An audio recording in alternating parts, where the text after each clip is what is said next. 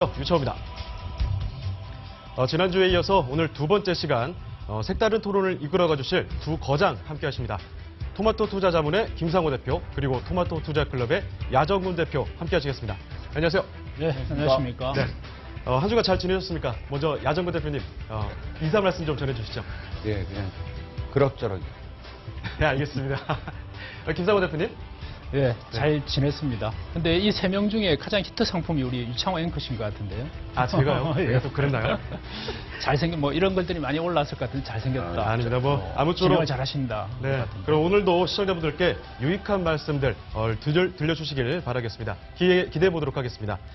자, 그럼 첫 번째 주제로 저희 바로 달려가 보도록 하겠습니다. 오늘 거장의 첫 번째 토론 주제는요. 6월 금리 인상과 브렉시트 우려감에 대한 이슈입니다. 최근 들어 미국 금리 인상에 대한 우려가 주가에 큰 영향을 미치고 있는 게 사실이죠. 이와 함께 영국의 브렉시트, 그러니까 EU 탈퇴에 대한 우려가 함께 작용하고 있습니다. 이런 글로벌 이슈들이 국내 증시에 어떻게 작용을 할지 시청자분들의 궁금증이 클 것으로 예상이 됩니다. 자, 먼저 김상호 대표님 의견 한번 들어보고 싶은데요. 네. 우리가 이제 오늘 이 주제를 다루는 이유부터 이제 알고 넘어가야 되겠습니다. 6월 금리 인상이 FOMC 회의가 14, 15일 날 있고요. 또 6월 바로 다음 주 23일 날 영국의 브렉시트 투표, 국민 투표가 있는 날입니다. 그러니까 이 두 가지 리스크가 합쳐져서 시장에 큰 화가 되지 않겠냐는 게 최근의 시각이죠. 이게 이제 시기가 너무 가깝다 보니까. 그리고 주가는 또 그 이전에 움직이는 것이니까 그 이전에 주가의 향방이 길을 찾지 못하고 급기야는 위쪽이나 옆으로 갔으면 좋겠는데 밑으로 빠지는 게 아니냐는 우려감 때문입니다. 먼저 6월 금리 인상부터 한번 짚어봅시다. 제 먼저 개인적인 사견을 이야기 드리죠. 6월 금리 인상 단행하라. 이렇게 이야기를 합니다. 뭐 옐런이 제 이야기를 듣지는 않겠지만 시장의 관점에서 전문가의 관점에서 본다면 시장이 가장 싫어하는 것 바로 불확실성입니다. 그렇다면 그걸 안고 떠넘고 가지 마라. 그 다음이 7월 20일, 21일이고 그 다음이 9월 달입니다. 그렇다면 굳이 해야 될 걸 하지 않고 넘어가는 것보다 하고 결정을 하고 넘어가는 게 좋죠. 6월 아니면 7월 그리고 올해 최소한 2번을 하겠다 했습니다. 그렇다면 7월 하든 6월 하든 시장에 미국이 또는 글로벌 증시가 받아들이는 충격 어떨 것이냐. 미적미적 휘영청 이렇게 가겠죠. 그렇다면 빨리 하고 넘어가자 아닙니다. 그래서 제 개인적인 사견은 일단 6월 아마 14, 15일 날 단행될 가능성이 높은데요. 일단 하고 넘어가라. 내일, 오늘이죠.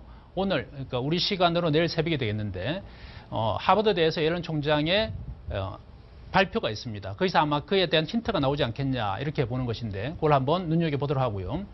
그 다음 브렉시트로 한번 넘어가 봅니다. 브렉시트 6월 23일 날 투표가 있다. 근데 자료를 한번 볼까요? 자료를 보시게 되면 일단은 탈퇴냐 잔류냐 거의 팽팽합니다. 현재 그 영국의 시장 조사를 보게 되면은 38%대 39%. 그러니까 부동층 18%의 향방이 어디로 가느냐에 따라서 결정이 나게 되어 있죠. 구조 자체가. 근데 일단 이렇게 봅시다. 18%의 비중이 어디로 좀 더 많이 갈 것이냐. 그렇다면 현재 시장 상황은 잔류 쪽, 그러니까 탈퇴를 하지 않을 것이다라는 쪽으로 조금 더 기울어 있습니다. 근데 우리가 이 시간에 이제 이걸 훑어보는 이유는 얘가 18%가 잔류보다는 탈퇴 쪽으로 더 갔을 때 만약의 경우를 보고 리스크를 체크하는 것이죠. 그래서 그 경우를 한번 봅시다. 다음 자료를 보시게 되면 자, 그럼 시장이 얼마나 이 리스크를 우리가 반영을 하고 있느냐. 이게 바로 영국 CDS 프리미엄. 그러니까 불안할 때의 움직임입니다. 그러니까 불안하면 더 먹는 것이죠. 이 주가가 이렇게 주가처럼 올라갔을 때. 근데 이 기점을 보게 되면 2월, 4월 고점을 찍고 CDS 프리미엄이 빠지고 있단 말이에요. 그건 뭐냐면 벌써 챙겨 먹을 놈은 챙겨 먹고 빠져나갔다 이렇게 볼 수 있죠. 그러니까 프리미엄 자체는 벌써 꼭지를 찍고 빠지고 있다 이렇게 볼 수 있습니다. 그것도 그러니까 쌍고점을 찍었다 이렇게 볼 수 있죠. 그래서 이게 다시 뭐 치고 나간다. 그러니까 탈퇴에 대한 프리미엄을 안고 크게 올라가기는 힘들 것이다 이렇게 봅니다. 더 중요한 것은 브렉시트가 아니고 영국의 산업의 향방이고 산업의 성장성입니다. 그렇다면 어떻게 지금 볼 수 있냐? 작년 2분기, 4분기에 영국의 GDP 성장률이 0.6%라고 같았어요. 그건 뭐냐면 영국은 브렉시트 때문에 산업이 좌지우지 되는 것이 아니라 그 산업의 성장성이 그대로 유지가 되고 있다는 것이고, 더 중요한 것은 향후 영국이 미래 성장성을 가지고 가고 있냐 아니냐입니다. 근데 우리나라와는 정반대로 우리나라는 지금 안타깝게도 미래 성장성을 못 찾아서 지금 이 꼴이 나고 있잖아요. 주가는 지금 이 지경이고 정부도 뭘 해야 될지 모르고 이렇게 되어 있습니다. 근데 4차 산업혁명이라고 하는 것, 이게 지금 영국은 세계에서 가장 선두에 서고 있죠. 그러니 현재 산업 성장성과 미래 성장 동력을 영국은 가져가고 있다, 이렇게 보셔야 됩니다. 그러면 브렉시트가 국민 투표에서 탈퇴가 되는 잔류가 되는 이게 중요한 것이 아니라 영국은 산업 생산성을 그대로 끌어올리면서 향후 1%, 2%로 갈 공산이 대단히 높다, 이렇게 보는 것이죠. 그게 가장 중요한 거다, 이렇게 보면 되고요. 그렇다면 그 리스크는 단기에 거칠 공산이 크다. 또한 이것이 우리 정시에 미칠 영향을 본다면 그 파장은 그렇게 크지 않을 것이다, 저는 이렇게 봅니다. 이 또한 단기에 거칠 것이다. 수급적인 측면에서 본다면 이렇게 보고, 다음 이제 우리의 금리와 조금 연관시켜서 본다면 한국은행 총재께서는 미국의 금리 인상과 방향을 같이 하지 마라. 그러니까 전문가들이 보는 시각에서 본다면 우리도 이제 선진 경제에 접어드는 그 코앞에 있잖아요. 그렇다면 미국, 영국, 독일, 일본 등과의 그 격차가 1% 미만 금리가 좁혀지지 않으면 우리나라 산업에 크게 영향이 없다. 그건 뭐냐면 현재 우리가 1.5%란 말이에요. 그럼 50베이스 포인트의 룸이 있단 말이에요. 그러면 미국이 금리 인상을 할지언정 한두 번 오히려 금리 인하는 어떨 것이냐라는 고민을 해서 그 타이밍을 제대로 맞추면 주가 또는 우리 산업 경쟁력의 밑바탕이 될 수 있다. 우선은 올해는 저는 그렇게 봅니다. 알겠습니다. 김상고 대표님께서 지금 미국 금리 인상에 대해서는 지지부진하려니 차라리 불확실성을 줄이는 게 낫다, 이렇게 네. 말씀을 해주셨고요. 브렉시트에 관련돼서는 영국에서는 브렉시트보다는 더 중요한 게 산업 성장성이다. 그렇죠. 그런데 네. 이게 영국에는 지금 있다, 이렇게 말씀을 해주셨습니다. 네. 그래서 리스크가 단기적으로 할 것이다, 네. 말씀을 해주셨는데요. 이에 대해서 야정호 대표님 어떻게 생각하십니까? 일단 말씀을 드린다면 미국의 금리 인상이 파급적인 효과가 커질 것은 사실입니다. 이게 아까 김상호 대표가 말한 것처럼 우리나라하고 미국하고의 금리 차이는 지금 1.25% 정도 되거든요. 그러니까 0.25 정도 공간은 있는데, 만약에 이번에 금리를 인상하게 돼서 센터를 0.5로 맞추게 되면은 결국에는 센터가 없어지는 거예요. 그러니까 이번에 미국이 지금 0.25인데 0.25를 올리면은 0.5가 되겠죠. 그렇다면 김상호 대표가 말하는 대로 우리나라하고의 베이스폭은 1이기 때문에 한국이 금리 인하를 할 수가 없습니다. 리스크가 굉장히 커져요. 미국만 볼 게 아니라 일본과 유럽을 같이 아니요. 보시는 거죠. 그 부분이 아니에요, 지금. 이제. 왜 그러냐면은 지금 국내 시장에서 일단 그림 자료를 본다면 지금 올 1분기죠. 올 1분기로 아까 그러니까 어제입니다. 어제 뭐가 나왔냐면은 우리나라 가계부채가 1224조로 사상 최대치를 돌파했습니다. 계속 지금 부동산 담보대출을 계속 강화시키고 있는 중이거든요. 그것은 나중에 문제가 상당히 커질 가능성이 존재한다는 거예요. 이 가계부채 지금 1224조 원 중에서 약 20% 가까이는 최근 2, 3년 동안에 발생한 금액입니다. 근데 2, 3년 동안 어떤 일이 있었냐면은 전세값이 계속 올랐죠. 그러니까 아파트가 대규모로 분양이 되면서 네.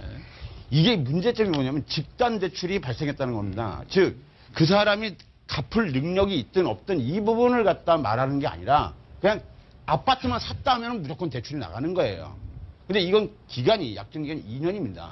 그럼 2014년부터 집단 대출이 계속적으로 증가하고 있는 상황에서 내년 상반기까지 도래할 수 있는 게 1,800조 정도가 돌아오는데 문제는 그 다음이에요. 지금은 최경환 씨가 지금 국회의원으로 나왔죠. 재정경제부 장관을 그만두고. 재정경제부 장관 시절에 했던 이유가 작년까지만 해도 뭐라고 했냐면은 전세값이 오르고 하니까 서민들이요.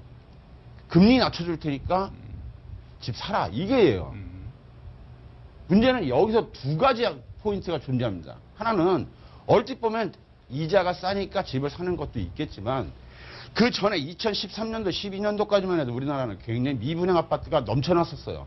쉽게 말하면 여기가 지금 합정동인데 여기서 가까운 김포 신도시만 해도 거의 60% 이상이 미분양이었는데 지금 다 분양이 끝났습니다.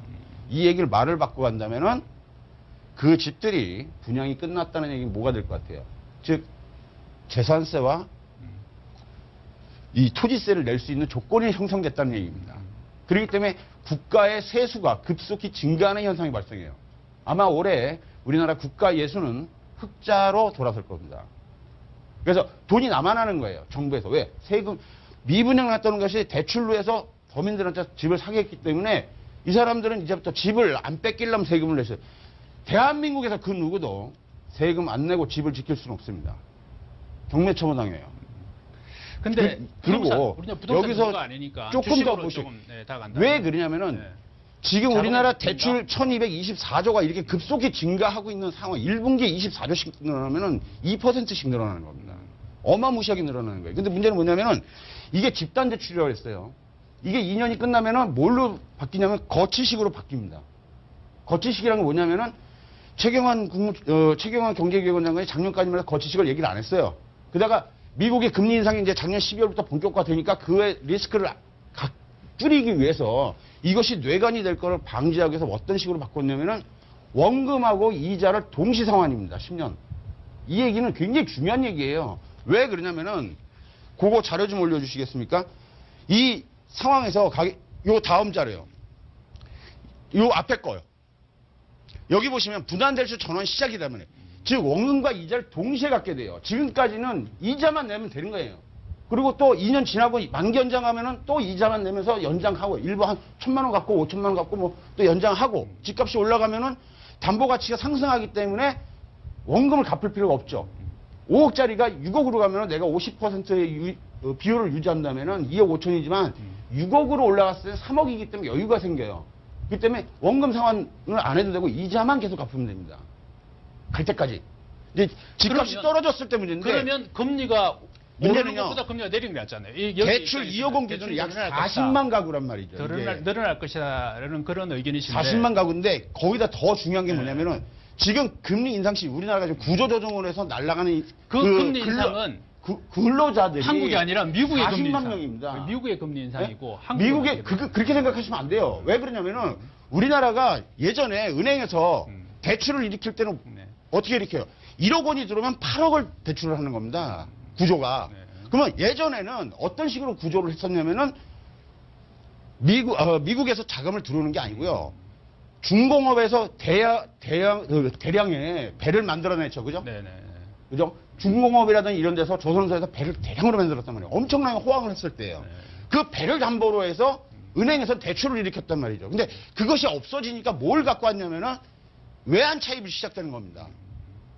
이 외환 차입이 시작이 됐기 때문에 문제가 되는 거예요. 2011년도 이후에.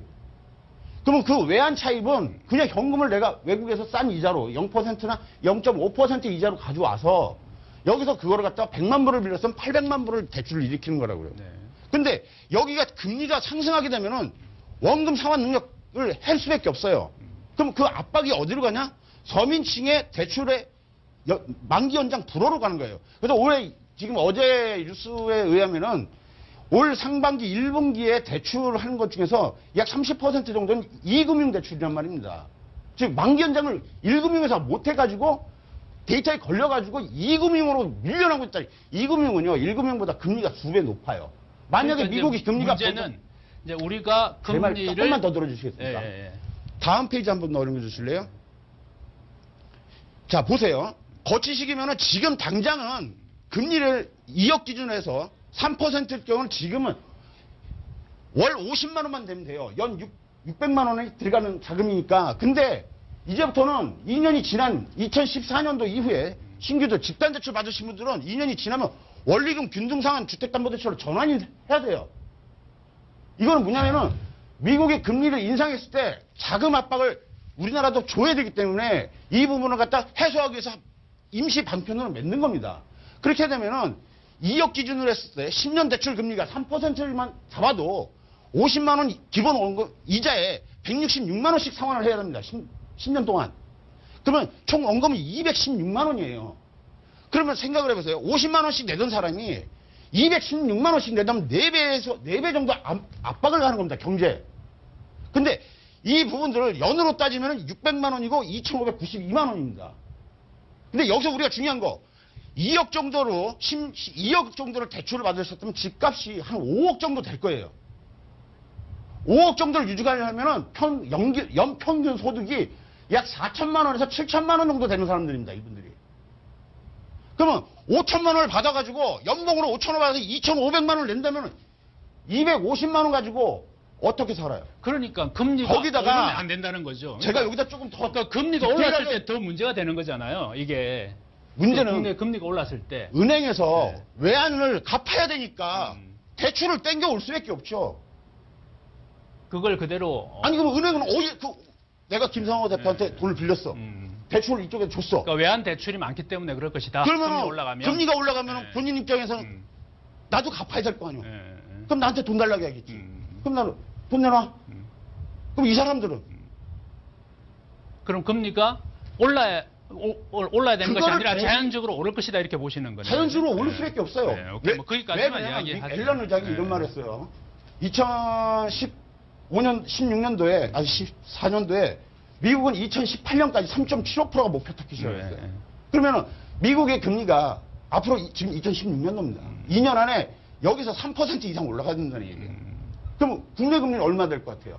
그때는 올려야 되겠죠. 그러니까 그때가 올리는데 올해 저는 미국 금리 인상과 따라갈 필요는 없다 이렇게 보는 것이죠. 그 충격을 말씀하셨듯이 대비해서 금리를 인상하게 되면 이렇게 충격이 큰데 그렇죠. 이렇게 충격이 이게 큰데 내년 상반기까지 180조예요. 그러니까 이렇게 큰데 그럼 바로 여기서 금리를 따라서 곱하기 인상한다? 40만 원 해야 그럼 더 되거든요. 큰 문제가 생기지 않겠냐 이렇게. 그러니까 보는 것이죠. 문제는 뭐냐면은 미국이 금리를 인상하면은 문제가 발생하느냐. 이것 때문에 전 세계가 문제예요. 네, 하여튼 저는 이제 이쯤에서 이제 저는 말씀을 금리에 대해서 네. 굉장히 지금 갈등을 많이 하고 계신 것 같은데요. 그 미국 금리 인상과 그 영향에 따라서 국내 금리가 인상을 해야 되는지 아니면 인하를 해야 되는지 그에 대해서 지금 말씀을 하고 계신 것 같습니다. 예, 근데 거기서 예. 더 지금 논의가 되면은 이게 좀 진행이 안 될 것 같아요. 그러니까 네. 아마 시청자들의 판단에 맡게 되었고 이제 한국은행의 금리 동조와 비동조와 여기에 이제 네. 좀 방향을 보고 결정하는 게 맞을 것 같아요. 김성호 더 이상 하는 대표님이 이야기 우리나라도 점진적인 예. 인상은 진행이 됩니다. 문제는 뭐냐면은 지금 저 타켓이 내년 상반기까지 봤을 때 우리나라 대출 금리가 지금 3.5% 정도 되거든요. 그럼 내년에는 4%에서 4.5%까지 내년 연말을 타켓을 본다면은 저것이 시행이 됐을 땐 저기다 1% 정도 가산금리를 더 한다면은 약 한 15만 원에서 17만 원 정도 더 가산이 돼요. 근데 이 문제는 그 만약에 40만 또 가구가 그렇게 은행 써야 될 돈을 은행에 대표님이- 이자로 내고 있다면은 문제는 뭐냐면요. 야 대표님이 한국은행 총재라면 그 조율이 필요할 거지 않습니까? 그러니 그렇죠. 이런 문제가 발생할 것이니까 눈에 보도 뻔하잖아요. 지금 그럼 뭔가 저거를 정부에서 거치식으로 한 이유는 뭐냐면은 이게 지금 정부가 진짜 일단 열받으시면 안 되니까 여기서 아프리카 가 있는 동안에 얘기를 해야 되는데 일단 제가 또 다시 나서겠습니다. 그러면 네. 중요한 건 수익이죠, 그죠? 우리가 지금 물론 이제 내가 부동산을 다 안 가지고 있는 사람이 없기 때문에 우리 야정군 대표님의 의견도 충분히 제가 이해가 됩니다. 근데 우리는 주식 전문가고 주식에 대한 노하우를 더 알려드려야 되는 상황이니까 주식에 대한 수익 중요한 건 수익이다 이렇게 보는데요. 그래서 금리 인상, 블랙시트 이런 것들과 어떻게 연관 지을 것이냐라고 보는 것이죠. 기사를 하나 말씀을 드리죠. 조선비저의 자료를 인용을 하면 예일대의 로버트 실러 교수와 윌리엄 괴츠만 교수, 또 김다솔 교수 등이 26년간 무려 26년간 설문조사를 토대로 한 연구 결과가 있는데요. 금융시장의 붕괴. 자, 이게 이제 우려 아닙니까? 6월 금리 인상과 브렉시트가 합쳐지면은 바로 블랙스완.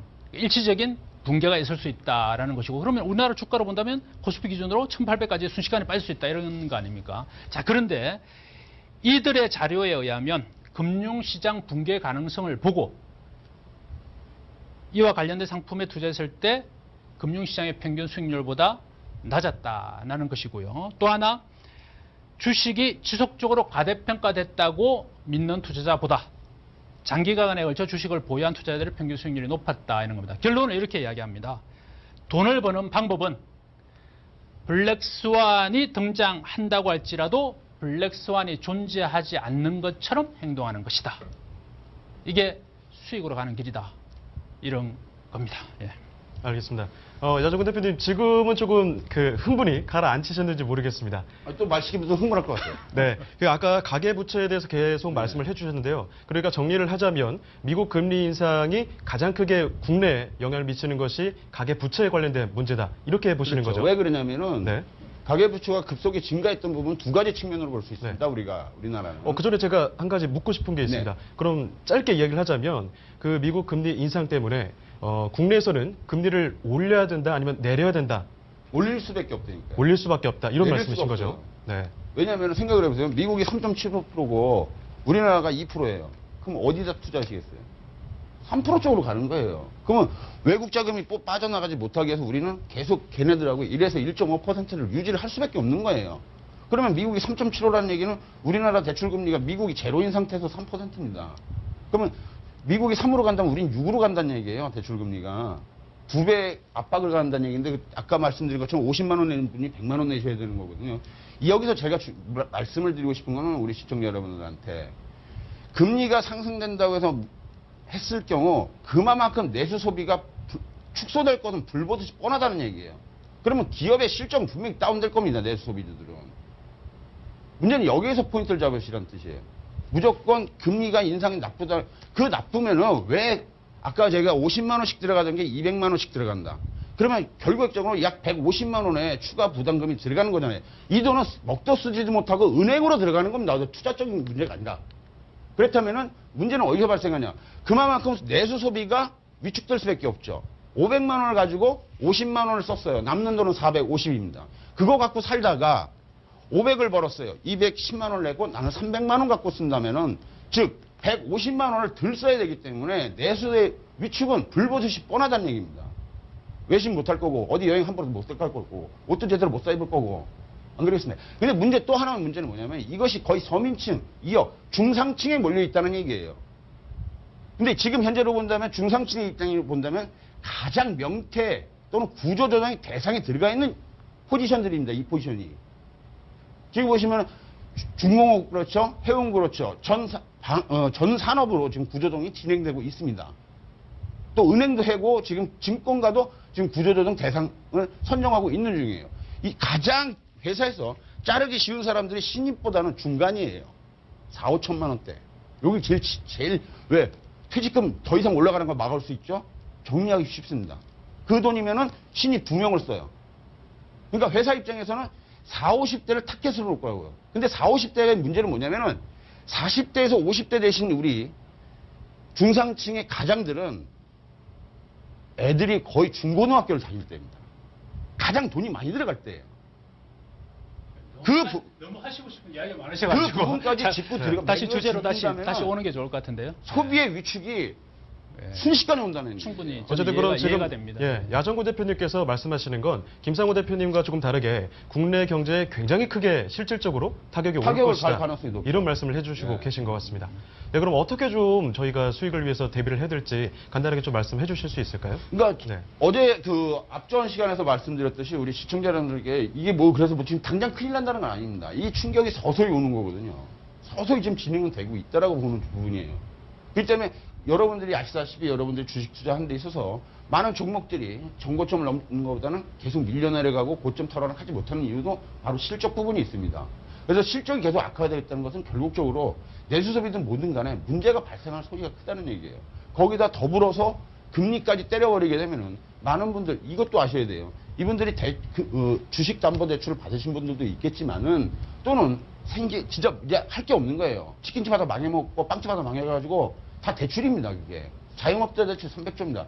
그 중에서 20%냐 60조는 주식시장으로 유입된 것으로 분석을 하고 있어요. 그러면 그분들은 주식에서 깨먹게 됐을 경우에는 이 원금하고 이자를 못 갚는다는 뜻이에요. 그렇게 되면은 이분들은 투매를 할 수밖에 없는 구조까지 가게 됩니다. 어거지 투매가 될 수밖에 없어요. 돈을 갚아야 되니까요. 그래서 투자자분들한테 그런 거를 감안을 해서 우리 시청자 여러분들이 좀 단순하게 딱 하나만 야 금리 인상이 나쁘대 아니라 금리 인상 했을 경우 경제 가계 부채에 미치는 영향. 그러면 한 가계가 얼마만큼 소비가 위축될 것이고 그랬을 경우 그것이 파장되는 국가적인 문제 했을 경우 그것이 다시 주식시장에 미치는 영향까지 연결고리로 들으시라고 이렇게 설명을 드리는 겁니다. 네, 예. 네, 알겠습니다. 이렇게 첫 번째 주제, 미국 금리 인상과 또 브렉시트 우려에 대해서 저희가 많은 이야기들을 나눠봤습니다. 그럼 끝으로 김상호 대표님 네. 한마디로 짧게 그리고 야정훈 대표님의 의견에 살짝 덧붙여서 네. 한마디로 정리를 좀 해주시겠습니까? 예, 중요한 건 수익입니다. 그러니까 그 부분에서는 뭐 의견이 똑같은 것 같은데요. 결국 시장을 볼 게 아니라 종목을 봐야 되고 그 종목 중 성장성과 수익성을 같이 가져가는 종목들은 분명히 있다. 물론 숫자는 2, 3년 전에 비해서 또는 5년 전에 비해서는 훨씬 줄어듭니다. 그러나 있는 것에 포커스를 맞추고 찾아내면 충분히 찾아낼 수 있다입니다. 알겠습니다. 충분히 수익을 찾아낼 수 있다는 말씀을 해주셨고요. 야정훈 대표님 네. 마지막으로 짧게 한마디로 좀 줄여주시죠. 금리 인상은 2018년까지 3.75입니다. 미국에서 제시한 금액은. 그렇게 되면 2년 후에 우리나라 대출 금리는 약 6에서 7%를 예상할 수 있습니다. 그럼 점진적인 충격이 가해지기 때문에 그것에 대해서 좀 대비를 해두시는 게 좋지 않겠냐. 그죠? 비 다 맞은 다음에 우산 필 필요 없다는 얘기예요. 비가 먹구름이 몰려 들어오면은 일단 빨래를 걷을 건 걷고 문 닫을 건 문 닫아놓자는 뜻입니다. 네, 알겠습니다. 야정훈 대표님께서는 피해가 온다, 미리 대비를 하자 이렇게 말씀을 해주셨습니다. 첫 번째 주제부터 정말 치열하게 토론이 이어졌습니다. 그럼 이쯤에서 저희가 준비한 두 번째 주제로 넘어가 보도록 하겠습니다. 두 번째 주제는요. 중국 A주 MSCI 지수 편입 이슈와 향후 시나리오로 선정해 봤습니다.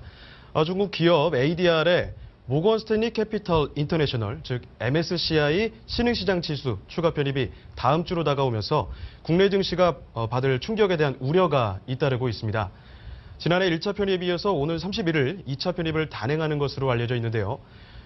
MSCI 지수가 전 세계 기관 투자자들이 주로 참고하는 기준이 되기 때문에 결국 중국 기업 ADR이 추가 편입되면 국내 증시에 있는 글로벌 자금 일부가 이탈할 것이다 라는 우려가 나오고 있습니다.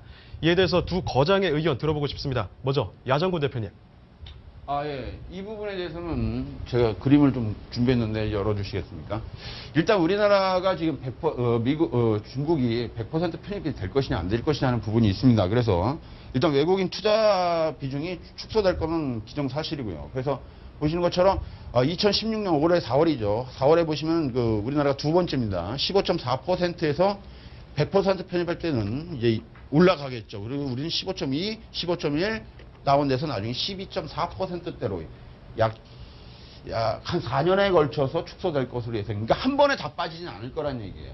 그러니까 너무 그렇게 그것이 시장에 단기적인 충격은 가하겠지만은 그것이 당장 무슨 큰일 나는 것처럼 하실 필요는 없겠다. 이렇게 판단을 합니다. 그리고 비중이 약 한 3% 정도 줄어서 약 한 5조 원 정도 축소로 예상하고 있기 때문에 5조 원 정도면 우리나라의 증시 상황으로 본다면은 그렇게 여러분들이 염려하실 부분은 아니다. 이렇게 설명을 드려보고 싶습니다. 그래서 여기까지 결론까지 간다면은 신경 쓰지 말자.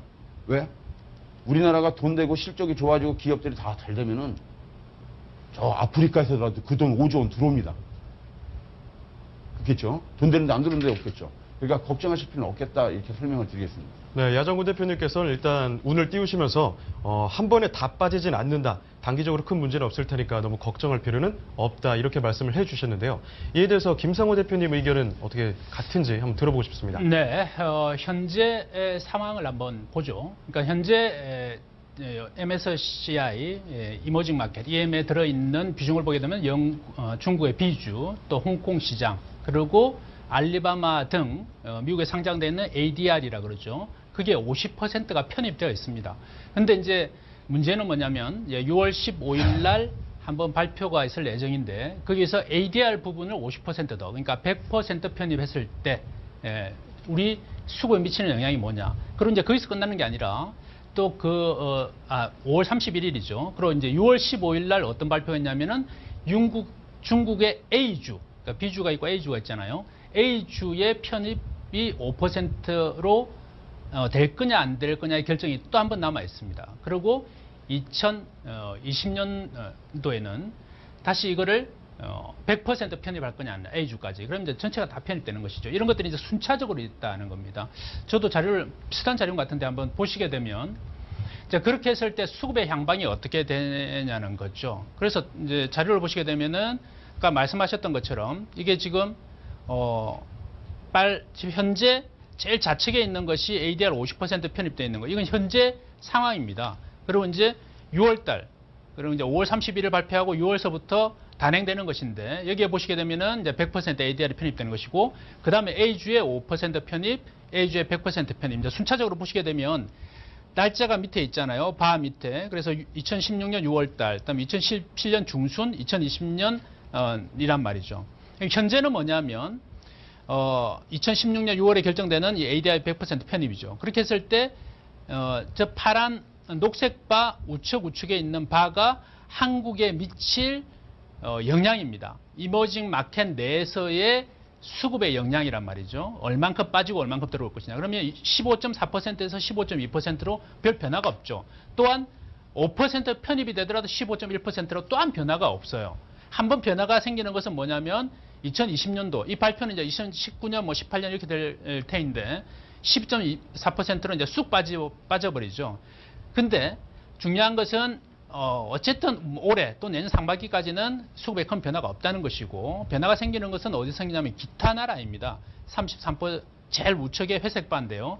33.5%, 31.9% 이렇게 순차적으로 줄어들죠. 그래서 우리가 여기에서, 그러니까 중국의 ADR이 편입되든 또는 A주 시장이 얼만큼 편입되든지 간에 우선은 우리 증시에 끼칠 영향은 크게 없다, 이렇게 보셔야 됩니다. 그래서 이 부분에 대해서는 두려움을 크게 갖는 것은 저는 옳지 않다, 이렇게 봅니다. 알겠습니다. 지금 김상곤 대표님께서도 마찬가지로 국내에 끼치는 영향이 단기적으로 크게 나타날 것 같지는 않다는 말씀을 해주셨는데요. 네. 그렇다면 중국 내에는 긍정적인 영향으로 좀 작용을 할 것 같습니다. 네. 중국에는 어떤 영향이 미칠 수 있을까요? 일단은 우리나라가 이런 경험을 했었죠. 그래서 중국 내에서 이제 어떤 산업군이 좋을 것이냐는 한번 짚어볼 수 있습니다. 왜냐하면 이제 근래 들어서 한 3, 4년간 우리나라 투자자분들이 중국 주식을 직접 거래하시는 분들이 있죠. 중국 내에서 본다면 은행이나 소비재, 산업재 등은 다른 섹터보다는 움직임이 좋지 않겠냐.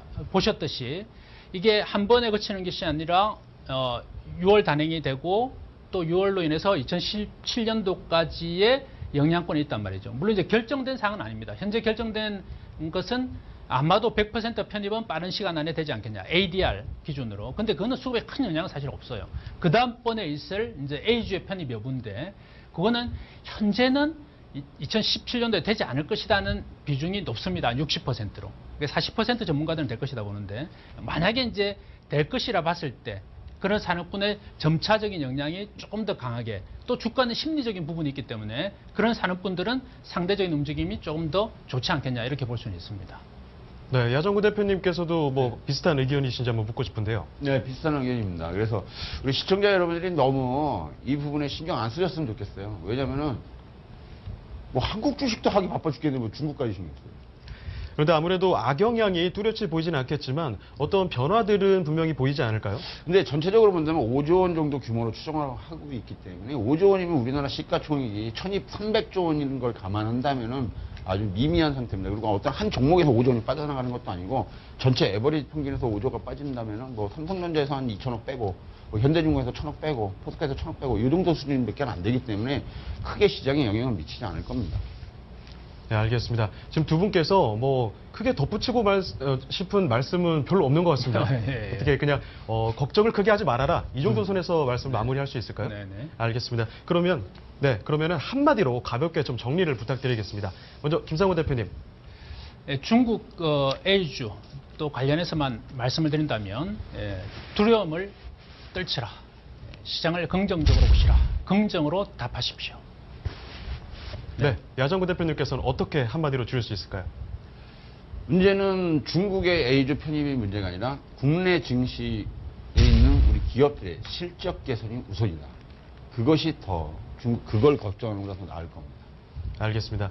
결국 국내의 기업들의 실적 개선이 오히려 더 우선이 될 것이다, 이렇게 말씀을 해주셨습니다. 자, 그럼 저희 벌써 마지막 주제 함께 하시겠습니다. 오늘 세 번째 주제는요, 바로 증권 거래 시간 연장 베팅 통할 것인가 이렇게 선정해 봤는데요. 오는 8월 1일부터 주식 및 파생상품 매매 거래 시간 30분이 연장됩니다. 거래 시간 연장에 대한 전망은 다소 엇갈리고 있습니다. 거래 시간 연장을 주도했던 한국거래소는 매매 시간이 증가하는 만큼 거래 대금도 증가할 것이라고 보고 있는데 반론도 만만치 않습니다. 거래 시간은 단순히 투자자들의 편의성만 높일 뿐이고 업계 입장에서는 수익 증대 효과를 얻지 못할 것이라는 분석도 나오고 있는데요.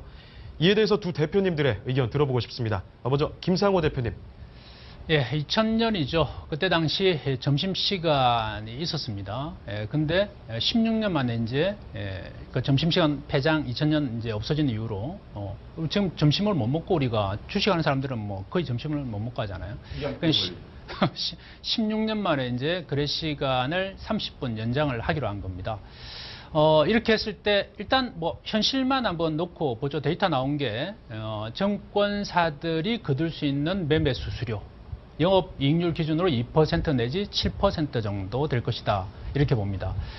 뭐 정권사 입장에서는 반길 일이죠. 그러나 자, 반대편을 봐야 되겠습니다. 우리 증시가 지금 죽을 지경인데 그래서 2%에서 7% 갭을 본다면 7%로 가까울까요? 2%에 가까울까요?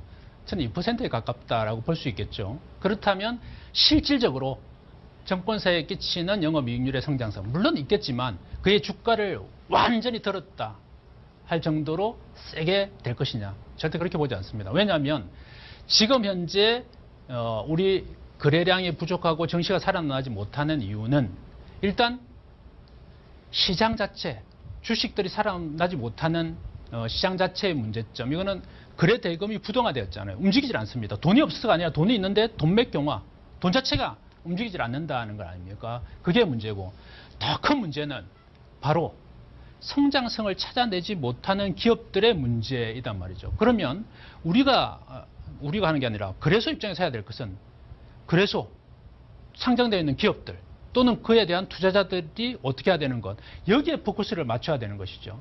그냥 30분 연장한다? 이거는 저는 어떻게 해서 이런 발상이 나왔는지를 모르겠어요.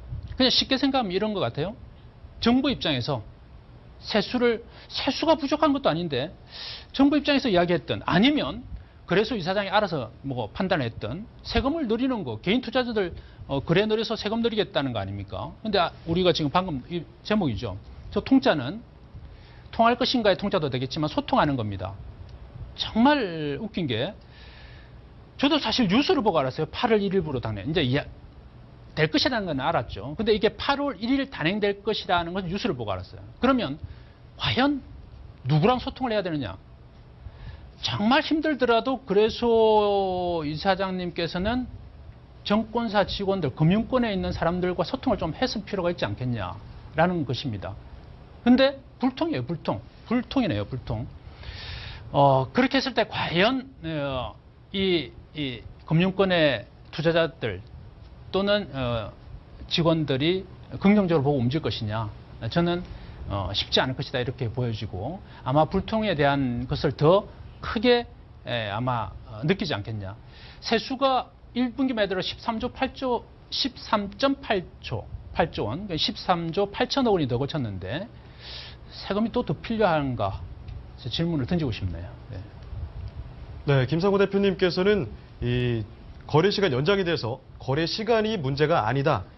시장 자체의 문제인데 이 성장성을 찾지 못하는 기업들이 문제다. 이렇게 말씀을 해 주셨습니다. 네. 이에 대해서 야정군 대표님께서는 어떻게 생각하시는지요? 네, 저도 똑같은 생각입니다. 우리 김상호 대표하고 똑같은 생각인데 거래 시간을 더 늘려 뉴스를 봤어요. 저도 그랬는데 거래 시간이 하면은 홍콩처럼 홍콩이 지금 반토막 났습니다. 우리도 반토막 나려고 기원하는 거예요 지금. 거래 시간 30분 늘린다고 해서 우리나라 증시가 살고 죽고 하는 부분이 아니잖아요.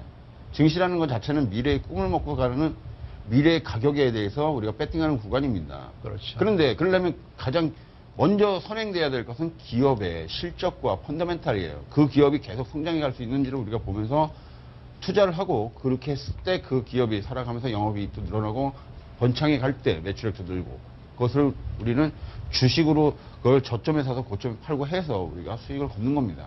문제는 이렇게 30분 연장한다고 해서 우리나라가 지금 박스권을 탈피할 것이다.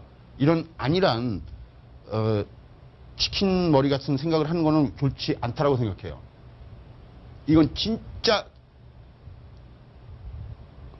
뭐 하나 닭이라도 하나 그려주지. 굉장히 과격한 표현을 쓰시려다가 지금 참고 계신 것 같습니다. 네. 참아야겠죠. 근데 문제는 참으셔야 됩니다. 옛날 같았으면 진짜 죽었습니다.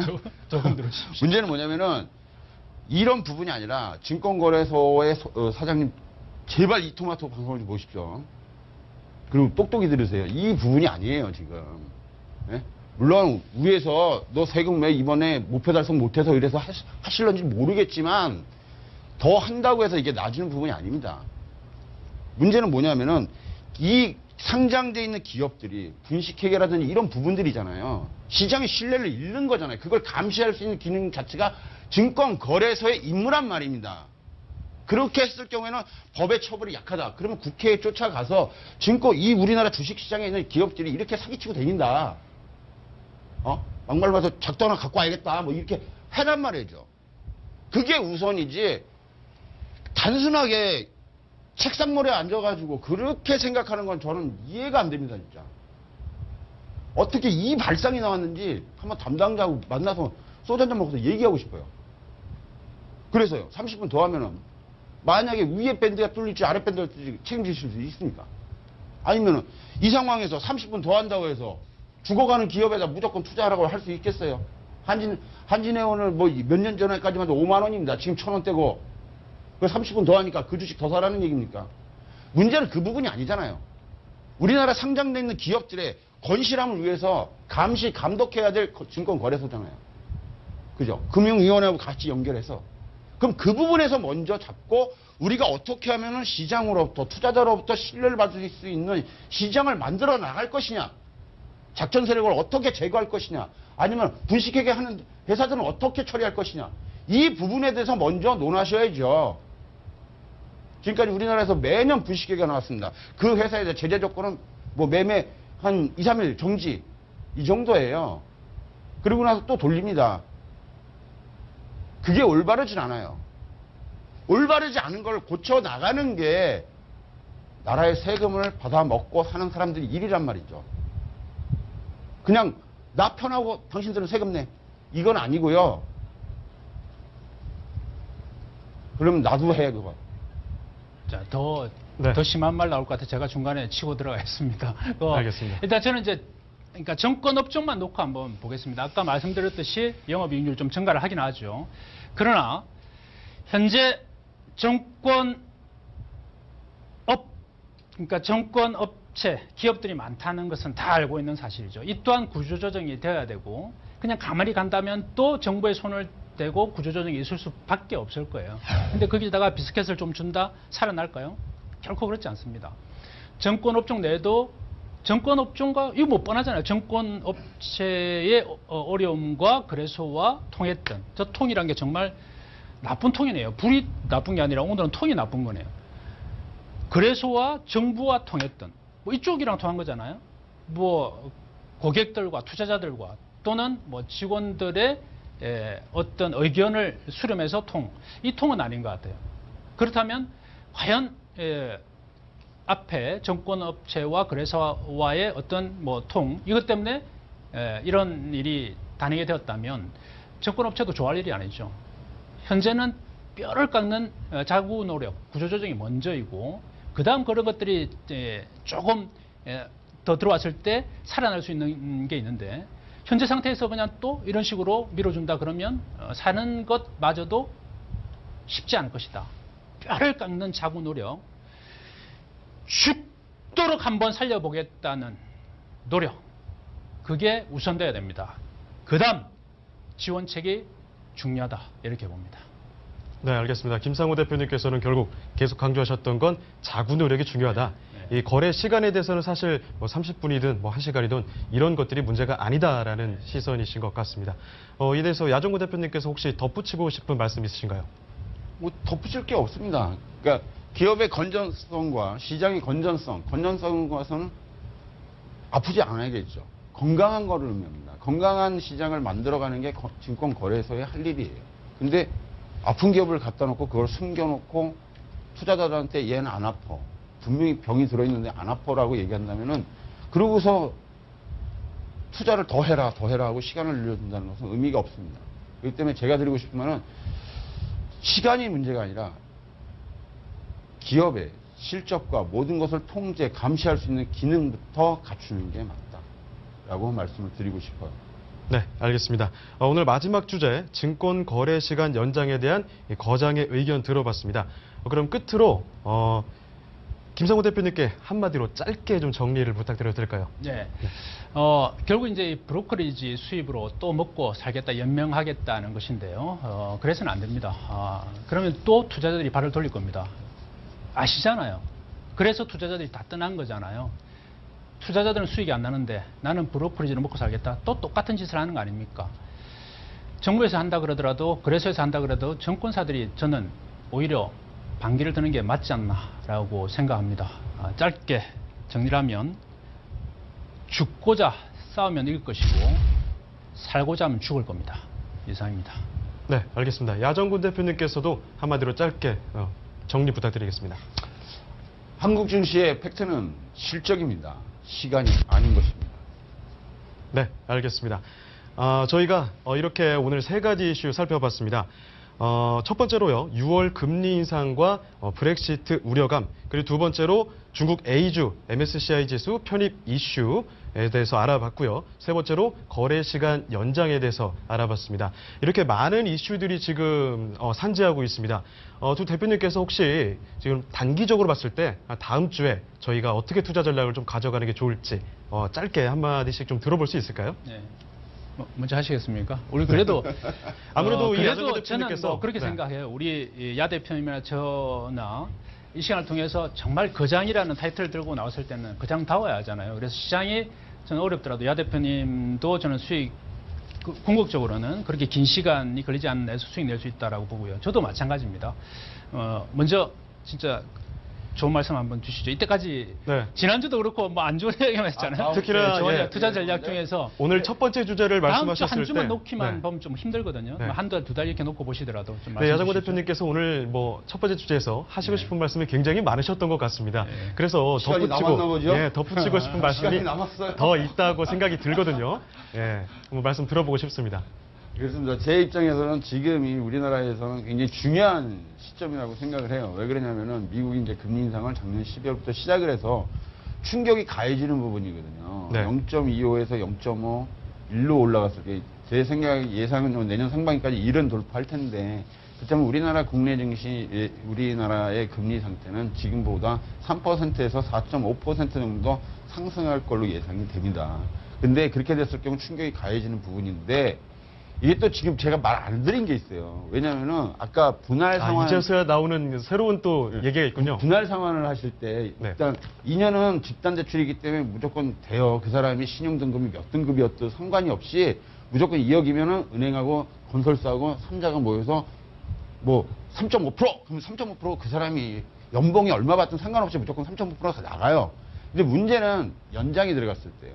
그때는 개별로 붙어서 가는 거기 때문에 대출 받은 사람이 때에 따른 가상금리라는 게 붙게 됩니다.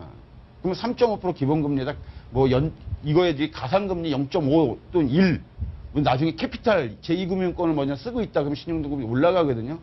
떨어져요. 그래서 결국은 높은 이율을 부담을 할 수밖에 없어요. 그게 가상금리인데 그것까지 생각을 한다면은 금리 플러스 1이 더 들어가야 돼요. 원래가. 그러니까 건전성을 가지고 있는 분들이라면 괜찮지만 카드빚이 많다. 또는 차를 살 때 할부로 하는 게 아니라 캐피탈 자금 썼다. 이거 제2금융권 아시죠? 보면, 론. 이쪽 자금 조금만 쓰면 바로 신용등급 2등급 떨어지면서 대출금리는 0.75에서 1% 가까이 상승해버리거든요. 그렇다면은, 만에 하나 대출 받으신 분이 그런 상황까지, 또 구조조정까지 당했을 경우, 여러 가지를 감안했을 때, 그런 충격은 더 커진다는 얘기예요. 그렇기 때문에 그거를 대비하시라고 저는 말씀을 드리고 싶고 그것을 미리 준비해서 내가 앞으로 어떤 자금 계획을 세울 것이냐 내가 살아가는 데서 내가 돈을 어떻게 쓸 것이고 어떤 자금 계획으로 난 살아갈 것이냐를 염두해 둘 필요가 있다라는 거죠. 만약 그때 가서 막 우왕좌왕 하실 필요는 없을 것 같아요. 미리 생각을 해두신다면.